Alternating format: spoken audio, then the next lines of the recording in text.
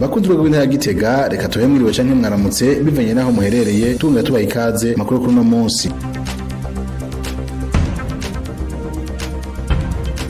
Abigisha barenga 8,000 bigisha mu myaka ya kabiri y'amashure shingiro niyo bariko baroswa inyigisho zijanye n'impinduka zateguwe mu mugambi wa shure shingiro mu gihugu cose. Ivyo vyamenyeshejwe n'umushikiranganje w'indero n'ubushakashatsi François Havyarimana igihe ariko arugurura icese izo nyigisho kuri wa kabiri Myandagaro mu mwaka 2021 ku mugwa mukuru w'intara ya Gitega. François Havyarimana aragabisha abayobozi baba bashize ku ntonde abigisha batabikwiye ko bazohanwa bikomeye. Inkuru urugo rw'intara ya Gitega rukesha Ahmad Masudi Mugiraneza. Mwijambo ryo kugurura izo nyigisho umushikiranganje w'indero n'ubushakashatsi François Havyarimana yamenyesheje ko umutahe wa mbere wo guteza imbere igihugu arugwaruka, abigisha nabo akaba ari bo bajejwe kubategura, ari naco gituma bashimye gutegura izo nyigisho. Cyo twiteze kuri bino vyigwa nuko nkuko mubizi hariho impinduka zabaye mu ishure shingiro. Rero kuva mu kwezi kw'icenda mu mwaka w'ibihumbi 2021 ushira ibihumbi 2022 hazotangura gukoreshwa ibitabo bishasha n'ubuhinga bushasha bwo kwigisha.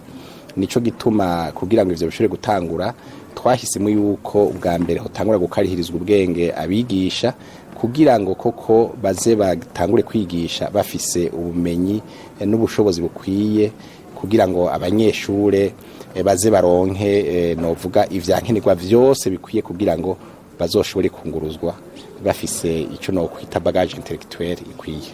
Umushikiranganje François Havyarimana avuga ko inyuma y'izo nyigisho biteze ko impinduka zose zateguwe mu myaka ya kabiri mu ndinganizo shasha zizoja mu ngiro atangorane. Mu bisanzwe uko bisanzwe bimeze mu ndero, iyo programa ihari irakoreshwa, hanyuma haciye imyaka yicankiriya umuntu agasuzuma abonye hariho akatagenze neza agaheza gahinyanyura kugira ngo ubumenyi butere bwiyongera.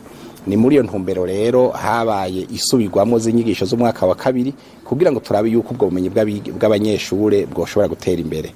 Muca mumva rero yuko nabo bari bafise ingorane, turafise icizere yuko iyo programme yaja mu ngiro batazosubira kungana n'ubwo rugero nkuko mweje kuruvuga.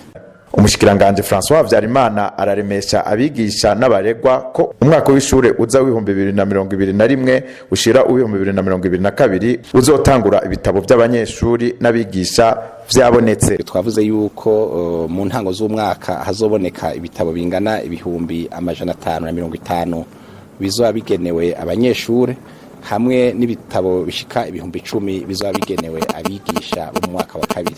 Muca mumva neza yuko iryo hinduka rizoshobora kuja mu ngiro neza. Umushikiranganje François Havyarimana akagabisha kandi abayobozi bashobora kuba bashize ku ntonde abigisha batigisha mu myaka ya kabiri kubera nkunzi ngo ko bagiye guhanwa bimwe bikomeye. Twarumvise ko hari abayobozi b'amashure bamwe boba barashize ku rutonde abigisha batarabo mu mwaka wa kabiri canke bashobora kuba barirengagije kwandika ucanke uwundi kubera agatima ka mwana wa mama canke kwigizayo ucankuriya ku mpamvu zidatahuritse. Nagomba sabe abayobozi b'indero mu ntara zose no mu makomine yose babikurikirane neza, babadomeko urutoke maze tubahe ibihano bikwiranye, kuko ingendo nk'izo sizo muri leta vyeyi, leta nkozi. Abantu nk'abo nabo kwigiza kure ntibakwiye kurongora abandi kuko barataye umurongo.